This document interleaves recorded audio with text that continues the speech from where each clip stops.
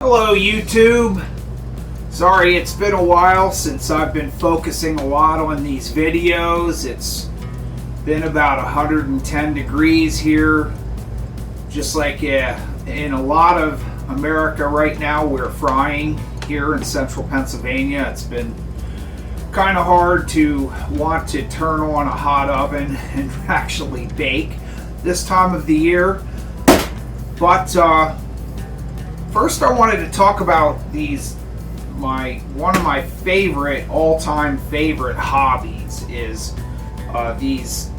I like to collect old baking and patisserie books from all around the world, especially from French pastry chefs, but really all over. And I love to. I always get them used, because I love finding like people's old, like there'll be a little recipe card from 1975 from a long ago baking project that somebody made, or sometimes you'll find like little notes, from somebody's grandma. So it's cool. I love looking at old baking books, and it's interesting, if I have a question about a certain baked good that I want to check into. I like to check with multiple different pastry chefs from all over the place, just to try to get different perspectives, and then that will help me to come to my own conclusions about something or try different things. So I could definitely recommend, if you're a serious baking hobbyist like I am, then this is definitely the way to go. I recently got a haul for a baking book haul from Thrift Books.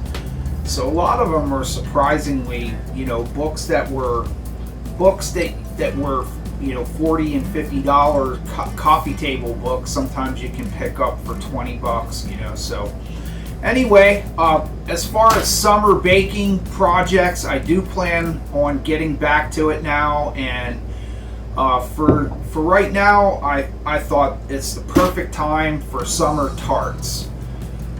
So I was looking through a lot of these old books that I just got, and I came up with this book from Eric Kaiser, not sure how you say his name. He is a French pastry chef, very famous. He's got patisseries all around the world, and he had two very interesting tarts in here that we're going to try today. So these are not exactly, but inspired from Eric Kaiser's tarts. And so now, when we come back, we're going to have all of the ingredients and everything, and I'll talk about how these tarts, these absolutely beautiful tarts, go together.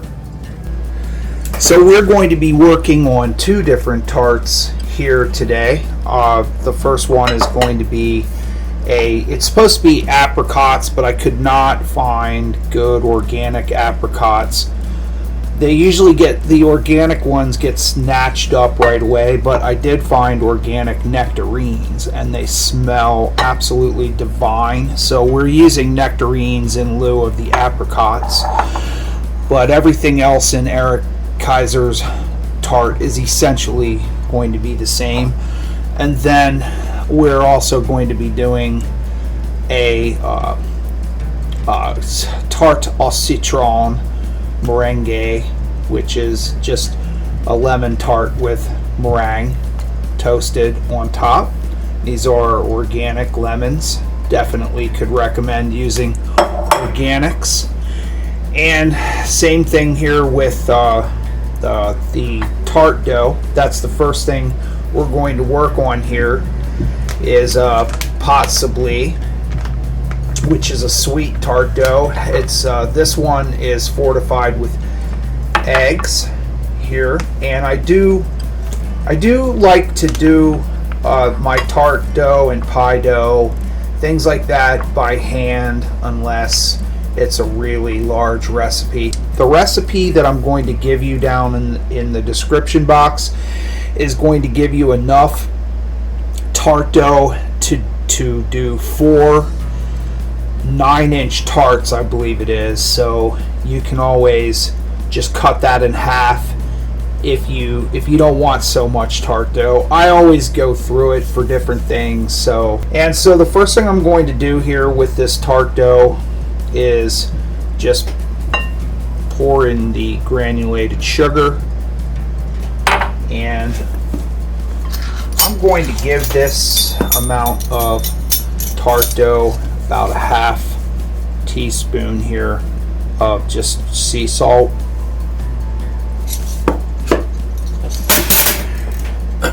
And then if you're doing this by hand, just use a whisk here and whisk this together.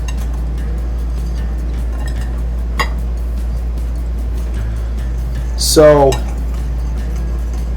I think that the traditional method for making pâte sablé, you would be using room temperature butter and eggs. And most pastry chefs, I think, just throw it in a stand mixer because it's just easier. But I'm weird. I like to get my hands into this type of pie and tart dough. So I'm going to be using cold Vermont Creamery butter. This is 82%. It's not ice cold like if I were making a regular flaky 3-2-1 dough. I'd be making sure this butter was just this side of frozen, but we're going to make this, and then it has to firm up anyway in the refrigerator for at least a couple hours. It's probably better to even do this type of dough the day before, and it most likely would behave better for you. But I'm in a bit of a rush today, so first thing I'm going to do here is just work this butter. And this recipe, I believe, is 500 grams of flour and 255 grams of the butter, 200 grams of granulated sugar, and just 2 well-beaten eggs, organic eggs. I use in this.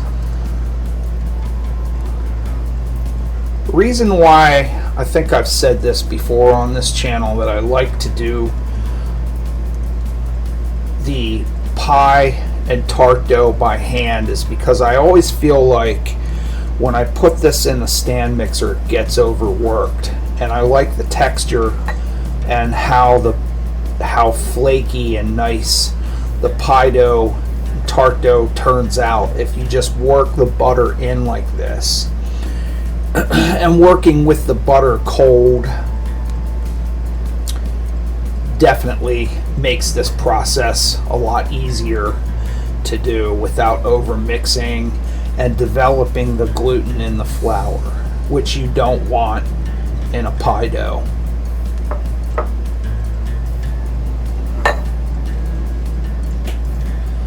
So you'll start to get a feel for how far you work this.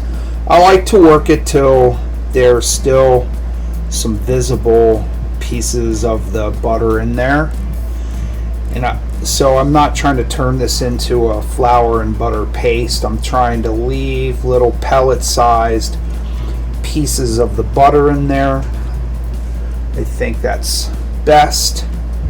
It'll start to stay together like that on you, and then just put a well in the center, just as if you were making pasta or something, and add all that egg right in the center there. And now it's really important not to overwork this with that wet ingredient in there. Just kind of bring it all together.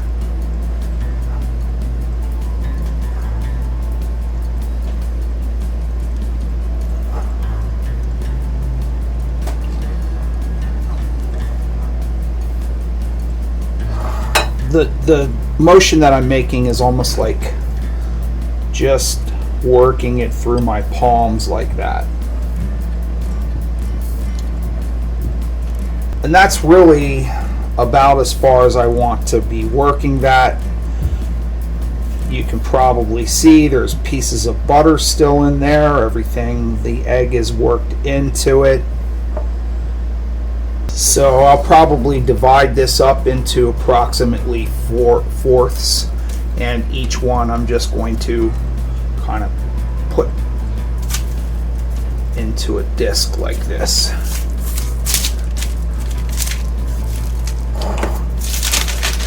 And this dough will come together after an hour or so. I'm going to wrap this in plastic wrap, and when we come back, we're going to roll these out into some tart tins and get working on our fillings here.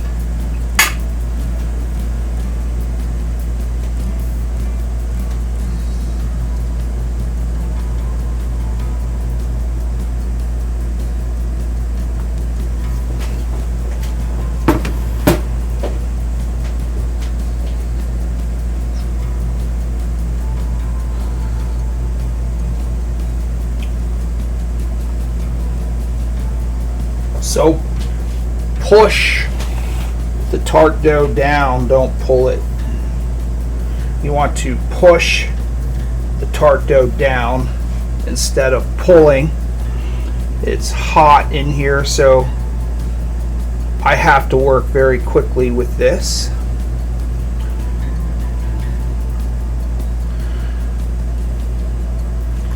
And just gently push it into the sides if you're using the fluted tart tin like I am, so it takes that shape. Tart dough should be probably 1/4 inch thick or so. If you have any tears or anything, just take a little piece off, you know, and you can patch it. It's very pliable. So I'm just going to dock this here with a dinner fork. So it's best before you actually bake off tart shells like this to give this an egg wash and freeze it for a little while before you, maybe 20 minutes before you actually bake it off. That way it will slouch a lot less. So I'm going to actually put this in the freezer here for maybe 15 or 20 minutes just to firm this up. Okay, so this tart shell is now pretty well frozen.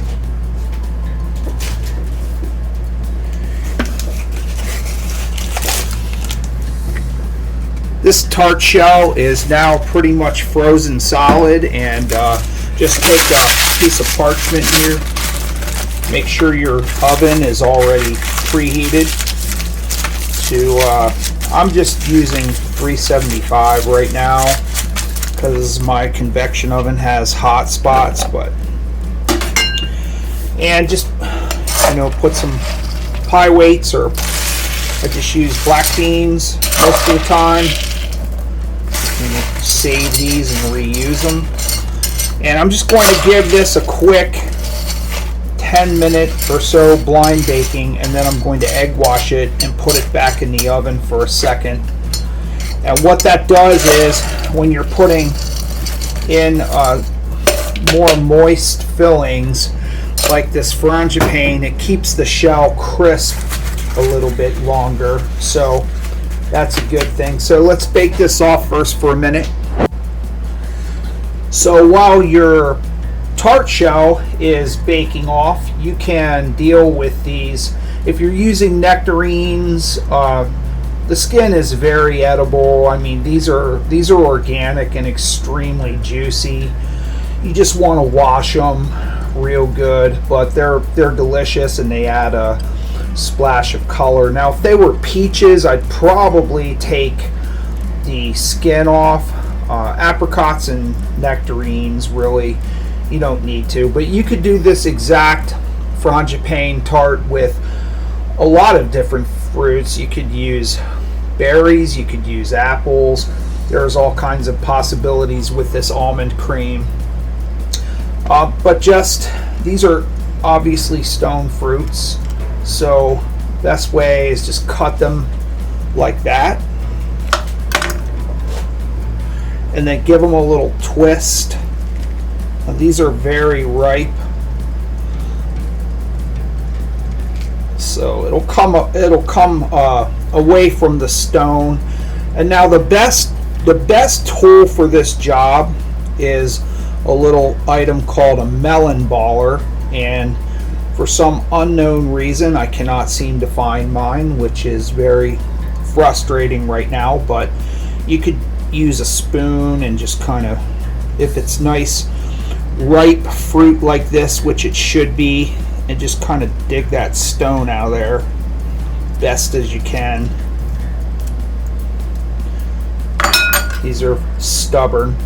And now take a really sharp little knife. I'm just using a little paring knife here.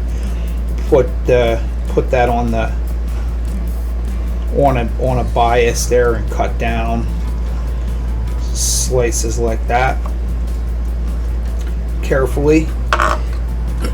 And if you're doing a 9-inch tart like I am, you'd probably want about, I don't know, I'm going to use probably maybe 6 or 7 of these. They're pretty small. So that's basically all I'm going to do with these. And then as soon as my tart shell is ready here, we're going to put together this frangipane cream and fill this tart. So then one last thing here with this cut fruit. One thing that you could do if you don't know about this is you can, whoops, gotta be careful of the little pips. But just squeeze a little bit of lemon juice on there, and then you can toss that, and that'll keep your fruit a little fresher looking before you can get this arranged on your tart. So it's just something that you can do. You know, cover this and put it in the refrigerator just to keep it as nice looking as you can. Okay, so now that we have all of that sorted out, I'm going to make this frangipane or frangipane filling, depending on how you say it. I heard Martha Stewart call it frangipane, so I don't know if that's just the way rich people say it, but I'm going to leave you the whole recipe down in the description box. So we're just going to do this very quickly. Personally, I think this almond cream or creme d'amande, as it were, goes together really well in a food processor. So the first thing I'm going to do here is just put some confectioner sugar in here and a stick of butter, and process that together for a second till it's smooth.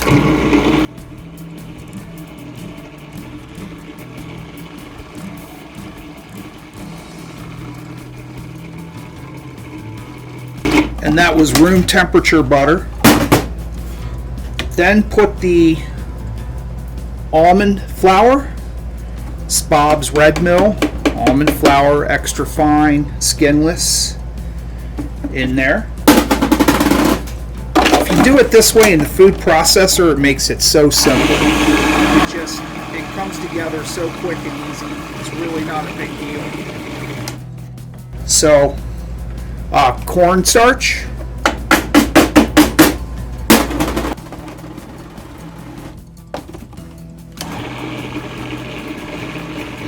keeps everything smooth.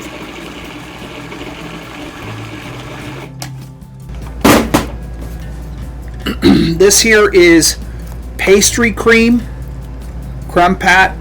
I've gone over how to make this 1,000 times on my channel. I'll leave the directions again down in the description box. It's just 6 ounces going into this recipe.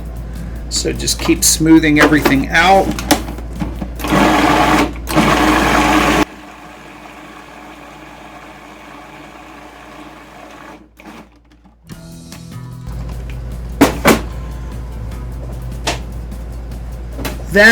Now, normally I don't like using these extracts here, but I would say that classically most pastry chefs I see out there put a little bit of, like maybe 3-4 teaspoons of brandy in their frangipane. I'm just using some rum extract and a little bit of almond flavor here. I'm going to go with 1 teaspoon of the rum extract. Whoops. Wow. That's gonna be strongly flavored. Now the almond extract, you definitely want to be real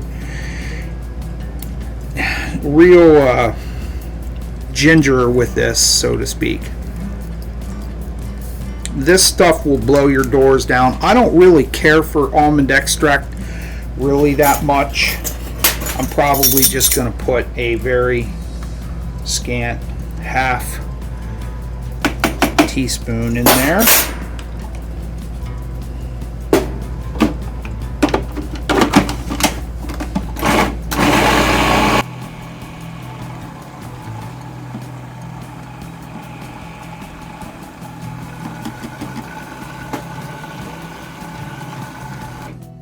Forgot the salt. It's just going to get half teaspoon of sea salt in there as well.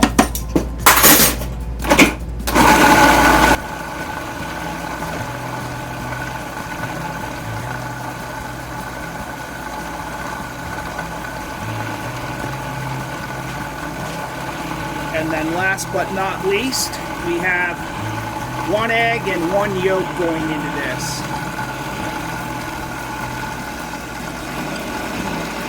I do mine down the feed tube.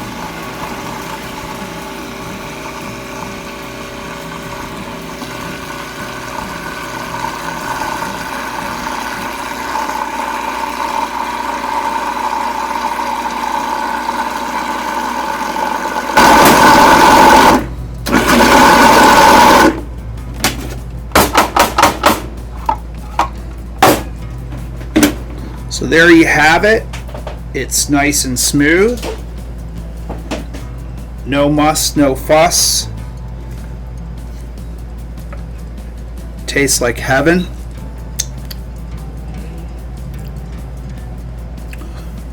So this just gets filled right into the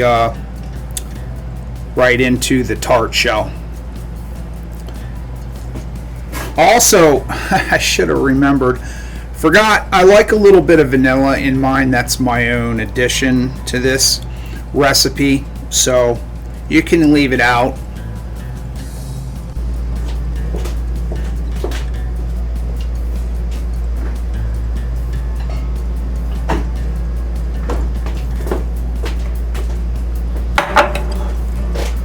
Okay, so once you have all of your components ready and your tart shell is ready to go, now it's time to assemble this tart.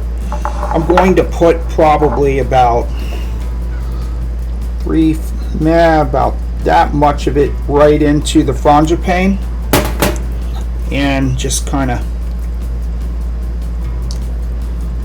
blend that together.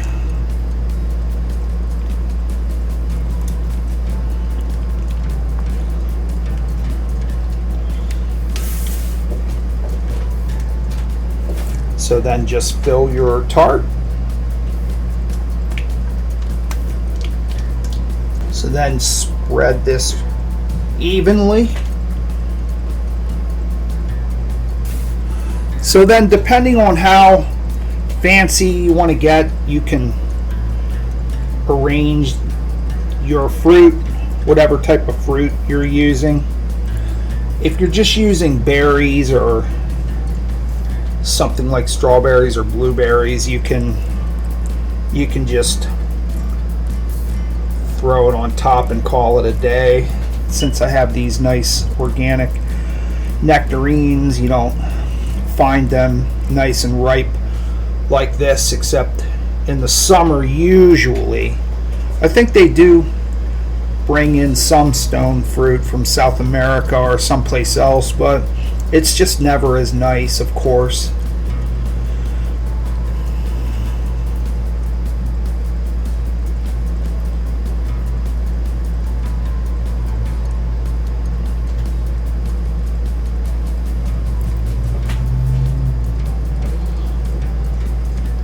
So now you can see why I like that peel. The color, flash of the color is nice on this.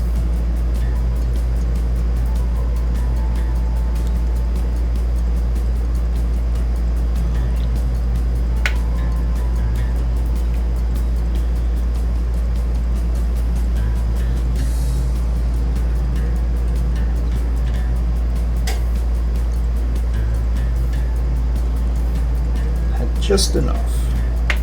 I'm just going to let that peel because, as I said, it's very ripe and sweet and edible. Just like that.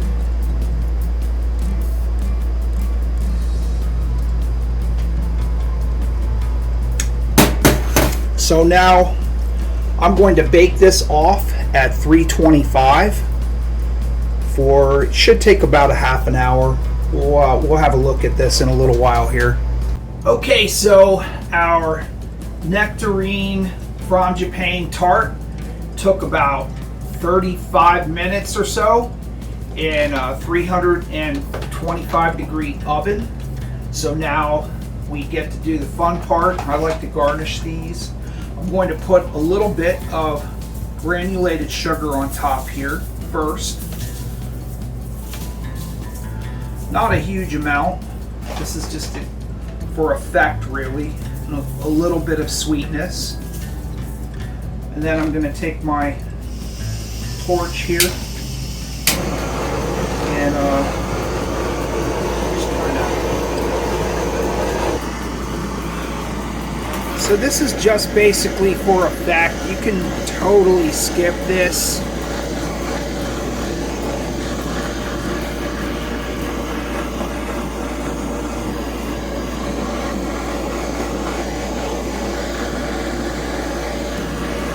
Sort of brulee the top a little bit, melt that sugar, and get a little bit more caramelization.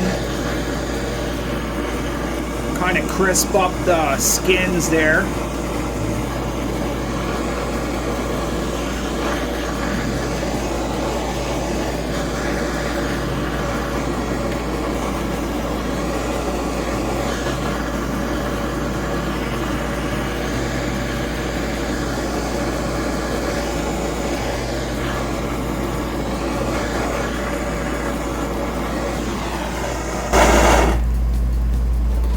I went a little overboard there, but that's okay.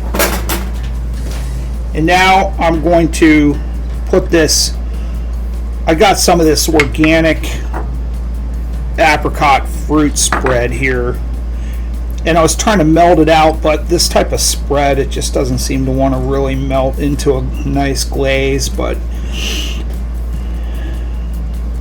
when apricots are not available, you just have to make do with what you have. So trying not to destroy the fruit on top, I'm going to brush this on.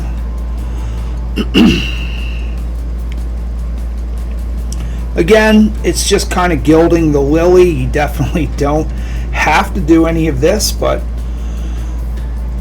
I think it I think that it makes a nicer presentation. And this apricot spread is absolutely delicious, so why not?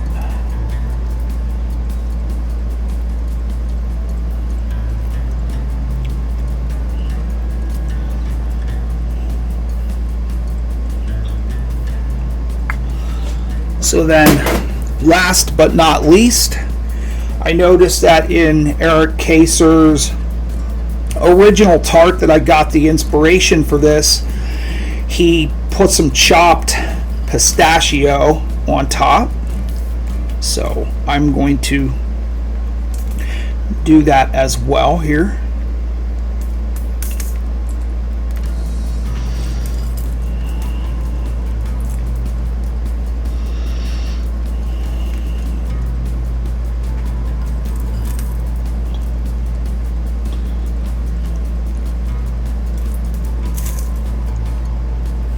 I think that will add a nice, very tasty, crunchy element to this tart.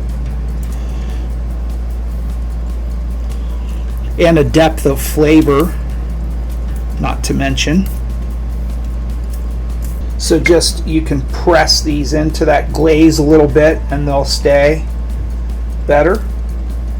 So there you have it, folks. That's about it on this amazing looking Nectarine Frangipane Tart. So when we come back, I'm going to start on this lemon, this Tart au citron meringue, and yeah, stay tuned for that.